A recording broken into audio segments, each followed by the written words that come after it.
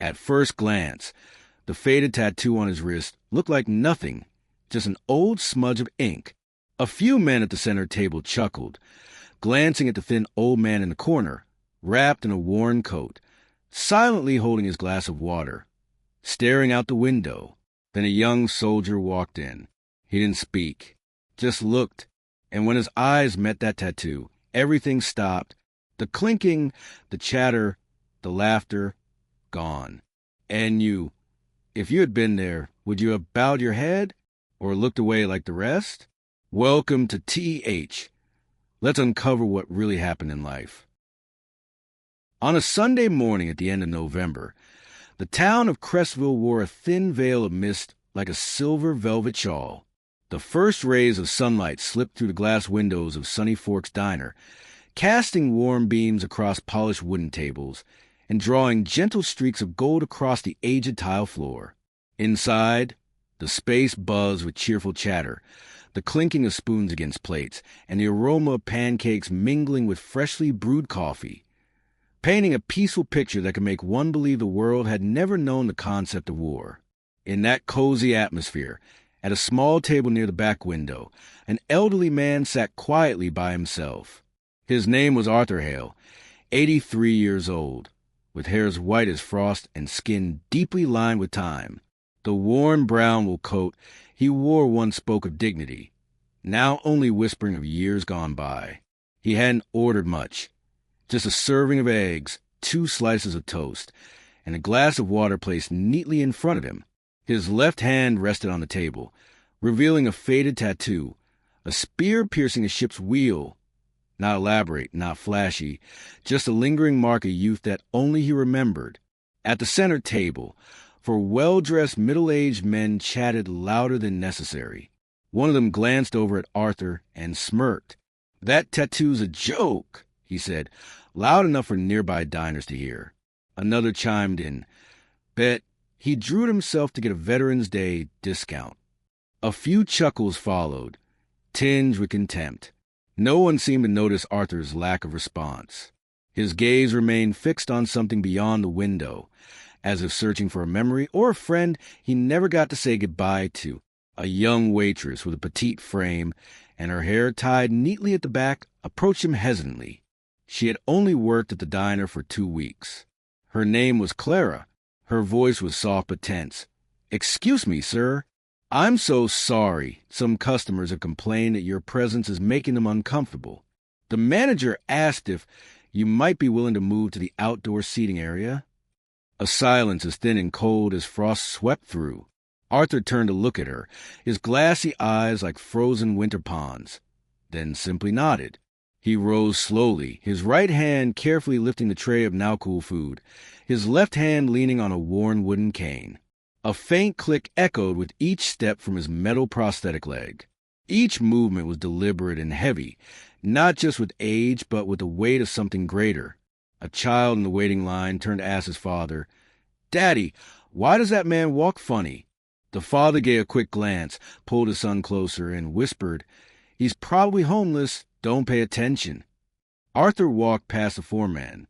One of them intentionally said aloud, "If he was ever a real soldier, then I'm a general." Their laughter ripped through the air like a blade across what had once felt like a kind morning. Still, Arthur said nothing.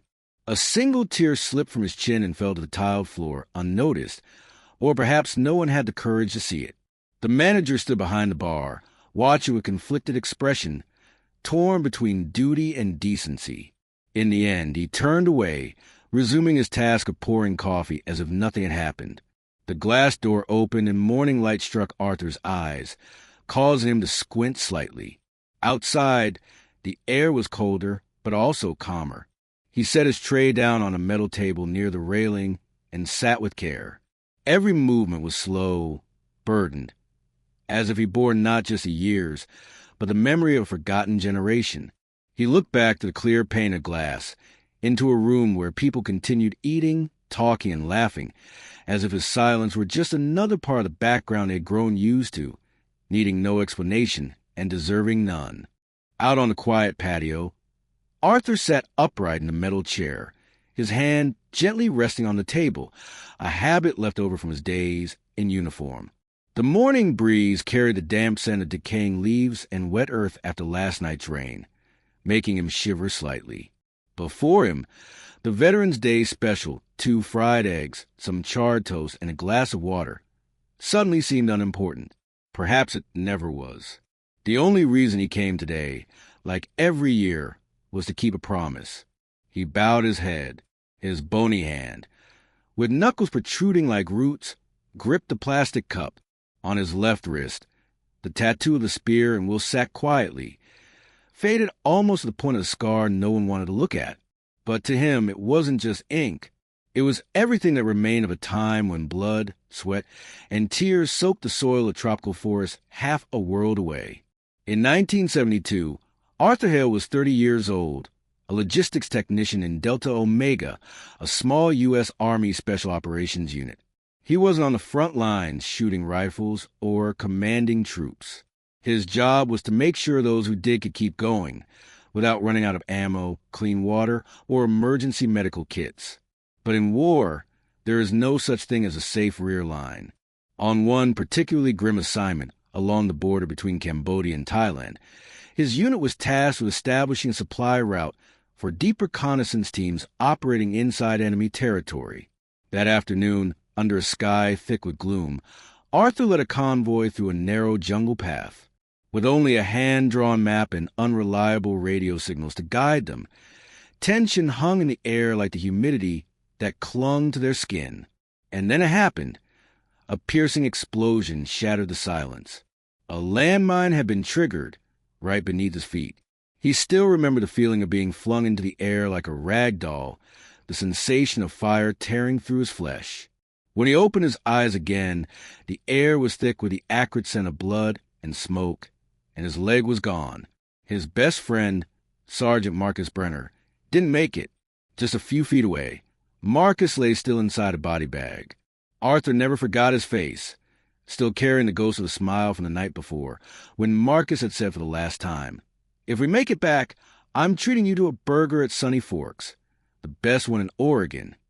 Every year since then, on Veterans Day, Arthur had chosen a different diner to remember Marcus. Not for food, not for a discount, but because even though he was the only one left, the promise still mattered. And this year, for the first time, he came to the very place Marcus had spoken of, Sunny Forks, the diner they once dreamed of visiting in a peaceful world without gunfire. From his table on the patio, Arthur looked through the transparent glass at the life bustling inside. Couples smiling and talking, children banging spoons on tables, grown-ups waving for more coffee. None of them knew that just a few feet away sat a man who had given up part of his body, so they could live like this in peace. None of them knew that the trembling hand holding a spoon had once dragged 2 fellow soldiers from a burning vehicle, that the creaking prosthetic leg had once pushed through jungle mud, mortar fire, and napalm. No one knew, and perhaps no one was to blame. The modern world no longer had time to listen to those who had chosen silence after giving too much. And yet, there was one thing Arthur had never let go of: his dignity. Not the loud, showy kind, but the quiet strength of someone who had seen the worst in humanity, yet still believed in its goodness. Just then, a breeze passed by, gently flipping the napkin beneath his water glass. Arthur smiled, just a thin, knowing smile. Not everyone understood why he still came here, why he walked so far on a painful artificial leg each Veterans Day morning. But he did, and that was enough. Inside Sunny Forks, life went on as though no one were sitting outside alone in the cold with memories. Laughter rippled through the rows of booths. Cutlery clinked cheerfully. And then, like fate unfolding at just the right time, Ethan Romero walked in. He wore civilian clothes, a black jacket, simple khakis, his hair cropped high and tight in a military cut. His gait was brisk, firm, disciplined, the kind of walk that told a story before words ever came. Few noticed, but anyone who had worn a uniform would recognize it instantly. Ethan was a Marine recon operator, 29 years old, on leave for a few weeks before returning to train new recruits at Camp Pendleton. He had come in for something simple, a late breakfast, a hot cup of coffee, a few minutes of rest. But the moment the back door clicked shut behind him, his eyes were drawn, almost instinctively, to the window. At first, just a passing glance. Then his gaze froze. His breath caught. His hand trembled slightly. On the elderly man's left wrist, on the wrist of the man quietly eating cold toast, was a tattoo. Faded, weathered, but unmistakable. A spear through a ship's wheel. It was a symbol so rare that he'd seen it only once, buried in classified training materials reserved for a select few special operations candidates. Ethan's heart pounded. His body seemed to understand something that his mind was still trying to process. He walked toward the counter, not to order, but to steady himself. Then he turned to the glass, staring not with curiosity, but reverence. He stepped outside. The cold hit his face, but Ethan didn't flinch. He approached Arthur with a calm, purposeful stride. His voice was low and clear, carrying precise tone drilled into him through years of service. "Sir, were you with Delta Omega?" Arthur looked up. A flicker of surprise passed through his eyes, followed by a slow, almost forgotten reflex. He nodded. "A long time ago. But yes, I was part of it." In that moment, Ethan Romero stood at attention. Straight posture, feet together, hands to his forehead in a perfect salute, right there on the restaurant patio, as several nearby diners began to turn and watch. In today's world, a salute like that was a rarity. Most had forgotten what it even meant. But Ethan hadn't, and neither had Arthur. "My name is Ethan Romero," he said. "You're the man we read about in Trident Jungle training materials. You're Ellis Alpha 7, aren't you?" Arthur didn't speak. His mouth moved slightly, but no sound came. Not because he didn't remember, but because no one had spoken that name in decades. Ellis Alpha 7, his old call sign, a name that once meant something during nights of gunfire, torn maps, and failing radio signals. He gave a slight nod. That was enough. Ethan lowered a salute, but he wasn't finished. He turned back toward the diner, now silent with curiosity, and then, loud and firm, every syllable crisp as a command from a field radio, he spoke. "If anyone here is uncomfortable with the presence of a true hero, I kindly suggest they step outside for some fresh air." The room went still. Spoons paused midair. Heads turned toward the window. The four men who had laughed at Arthur now sat frozen. One of them rose, eyes lowered to the ground, and walked out. The others followed. Not a word was spoken. An elderly woman nearby stood up. She didn't speak. She just began to clap, once, twice, then more firmly. The row behind her joined in. Applause spread to the diner, like a quiet wave. No one said anything. They just stood and clapped. For the man they had once overlooked, treated like air. The man asked to leave for making people uncomfortable. Arthur remained seated, still silent, but his hand trembled on the table. And then he reached out, taking Ethan's hand. A light grip, but strong enough to send a message. "Thank you, son." Ethan bowed his head, eyes locked on Arthur. "You'll never have to sit outside again," he said. "Not while I'm here." That moment, though no camera captured it and no live stream aired it, carried more power than any speech ever written. It was a young soldier bowing to an old one, truth silencing prejudice, and a room listening to silence with all their hearts. As the applause slowly faded, the atmosphere inside Sunny Forks shifted into something rare, no longer loud, yet not entirely silent. It was a stillness laced with reverence, a kind of sacred quiet that can't be manufactured with signs, uniforms, or medals, but only earned through a life lived with quiet strength and dignity. Ethan gently helped Arthur back inside.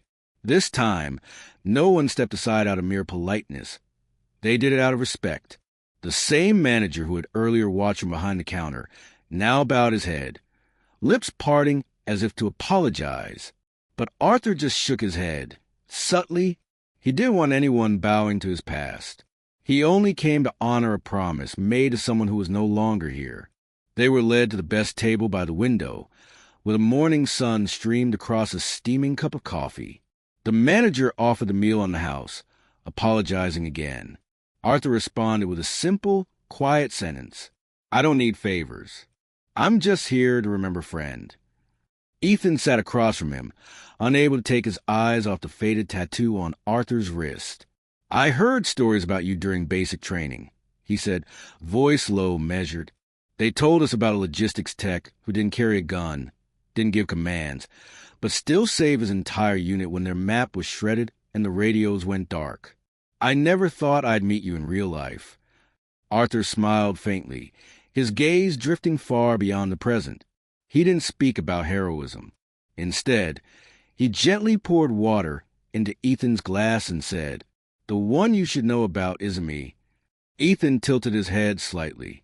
His name was Marcus Brenner, Arthur continued, his voice dropping into something even softer.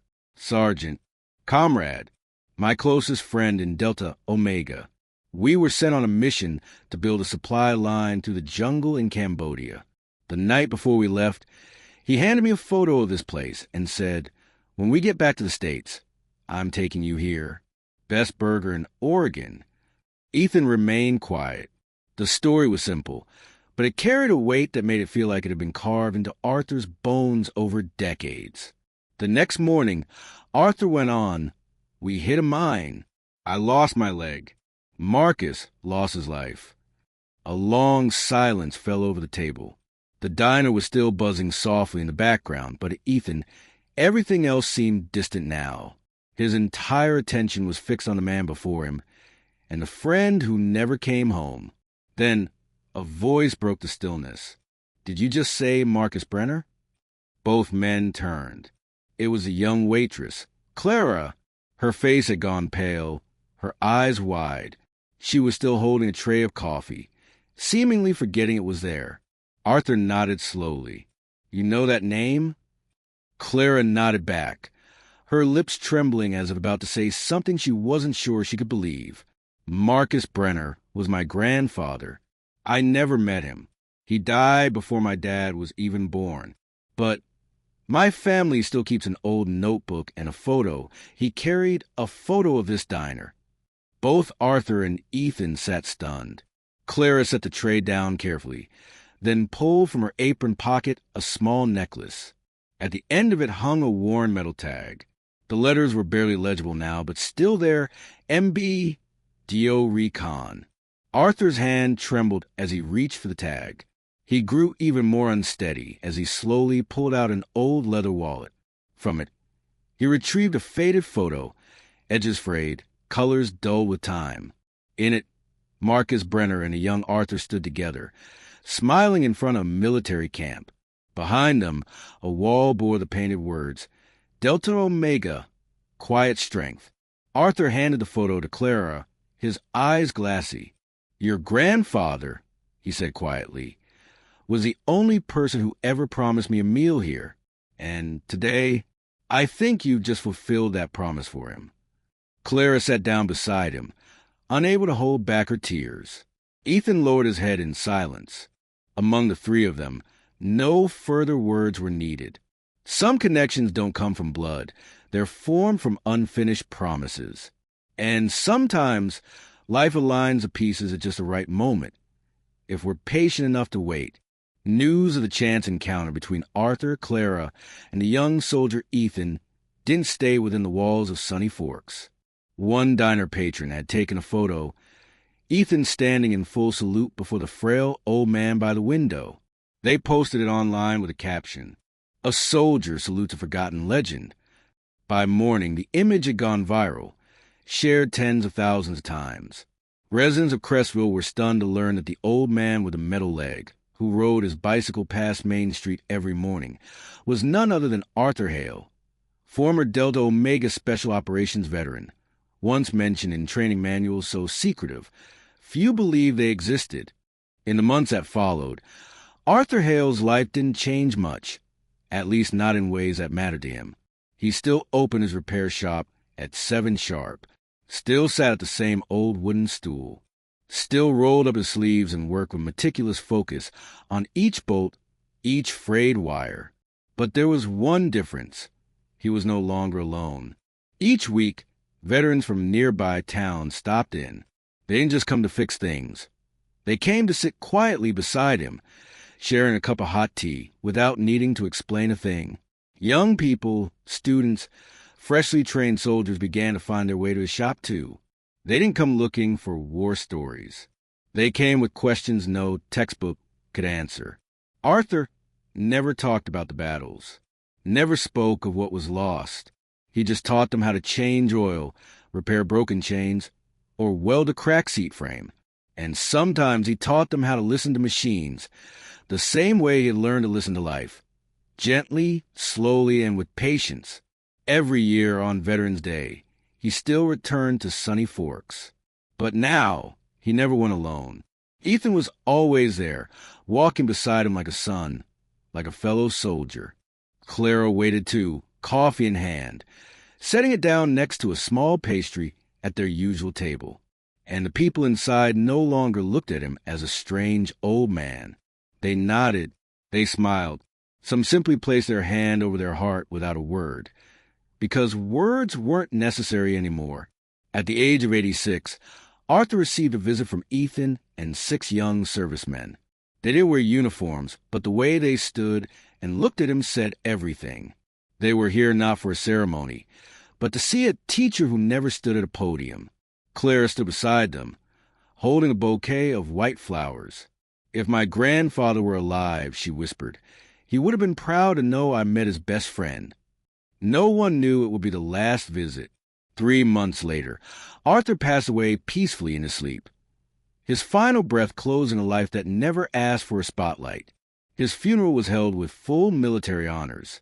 Ethan Romero, along with 5 fellow soldiers, carried the casket. The neatly folded American flag was handed to Clara. Pinned over the heart of every uniform was the insignia of the spear and ship's wheel, the same one once ridiculed, now worn with pride. On his gravestone, the town engraved a single, quiet tribute. His silence echoed. His service changed lives. And on Brookhill Street, the road where his old repair shop once stood, a new sign was raised. Silent Service Way. Not just for Arthur Hale, but for every soul who had carried the heaviest burdens of this world and asked for nothing in return. Arthur Hale never craved applause, medals, or recognition. Yet in the days that followed his funeral, it became clear something had shifted in Crestville. People no longer walked past the old repair shop without slowing down. Children paused in front of its closed doors, staring at the oil-stained stool behind the dusty glass. The tools were still there, arranged as neatly as if Arthur had just stepped out for tea. But the silence inside now held something more, a legacy. Veterans began to leave small tokens on the doorstep. Patches from old units, folded letters, even dog tags. Teenagers dropped off thank you notes scribbled in half-legible handwriting. One simply said, "I want to be like you." At Sunny Forks, Arthur's usual table was never left unoccupied. Every Veterans Day, the staff reserved it. 2 eggs, toast, a cup of water, and someone would always sit there, usually in silence. Sometimes it was Ethan. Sometimes it was Clara. Sometimes it was a stranger who had only read the story online, but came just to pay their respects. Ethan Romero, now a senior instructor at Camp Pendleton, began each new training cycle with a tradition. He didn't start by yelling or demanding push-ups. Instead, he showed the photo, the one where he saluted Arthur by the window. "This," he told the recruits, "is what honor looks like. This is what service without recognition means. You won't read his name in any textbook, but he saved lives. He kept a promise, and he walked through this world with his head high, even when others looked away. He always ended with the same words. If you want to be strong, start by being silent when it matters most." Clara, meanwhile, returned to working full-time at Sunny Forks. But she was different now, no longer the timid waitress afraid to speak up. She carried the story of her grandfather and the man who had remembered him. She wore the necklace every day, the one with the faded tag, MB Dio Recon. And whenever anyone asked, she told them about 2 soldiers and 1 promise kept across time. One quiet spring afternoon, Clara brought a wooden frame to the diner.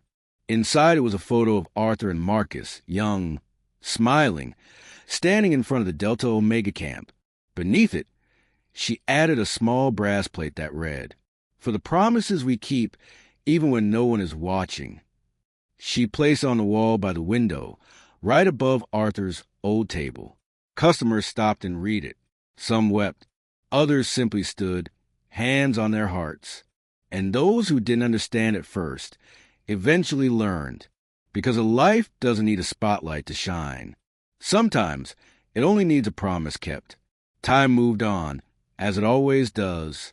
Seasons change over Crestville, and the wind that once rustled through Arthur Hale's shop now passed quietly through a street renamed in his memory. But his story didn't fade. It didn't need fanfare or broadcasts. It simply stayed, etched into the lives he had touched. Each year, on Veterans Day, the town gathered not for speeches, but for remembrance. Silent Service Way became more than just a street. It became a path where children were told, this is where someone once fixed bicycles, and in doing so, fixed a little more than that. Clara still worked the early shift. Each time she poured coffee at table 7, the one by the window, she'd glance at the photo on the wall and whisper, "Morning, Mr. Hale." It became part of the routine. And the regulars never failed to nod, some even pausing before sitting down, as if asking for permission. Ethan, despite rising ranks and heavier responsibilities, never missed a single Veterans Day. He came in civilian clothes, just like Arthur had. He always brought a folded flag and laid it gently on the table. And when asked to speak, he said only this: some men are legends, others are foundations. Arthur Hale was both. In classrooms, workshops, and recruit camps, Arthur's name began to surface. Not in textbooks, but in stories passed down from one person to another. Stories about a man who showed young people how to hold a wrench and listen to an engine like it was telling its own story. Who never lectured, but always looked you in the eye and said, "Try it yourself. You'll feel when it's right." That was his way. No podium, no spotlight, just presence, just quiet, just a life lived rightly, until the very end. And though Arthur Hale was laid to rest with the honors of soldier, what remained strongest was the memory of a man who, in silence, taught others how to listen. His grave remains a simple one. Just his name, his dates, and one line that says everything. His silence echoed. His service changed lives. And somewhere in a small diner on a quiet town street, a cup of water and 2 eggs still wait each year by the window for the man who never asked for recognition, yet gave the world a reason to remember. There are those who live their entire lives in silence, never seeking recognition, never asking to be remembered. Yet it is these very people, through quiet actions and unwavering hearts, who help build the peace we now enjoy. The story of Mr. Arthur Hale is not just a memory of a war veteran. It is a reminder that kindness, loyalty, and promises kept until the very end are values that never go out of style. Let us learn to look deeper, listen closer, and cherish the seemingly invisible things around us. If this story touched your heart, please like the video, share it with someone you hold dear, subscribe to the channel for more meaningful stories, and leave your thoughts in the comments. We're always listening.